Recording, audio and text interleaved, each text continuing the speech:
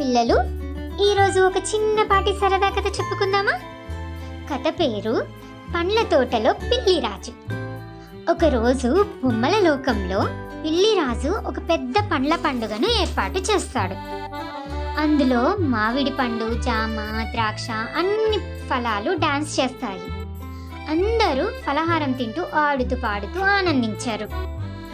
కానీ అందులో పపాయ పండును ఎవ్వరూ పట్టించుకోలేదు. అది ఒంటరిగానే ఉంది.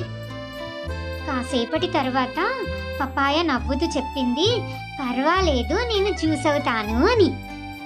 అదే సమయంలో మేఘాలు వచ్చి వాన కురిపించాయి. అందులో అందరూ వానలో తడుస్తూ మజాగా డాన్స్ చేశారు.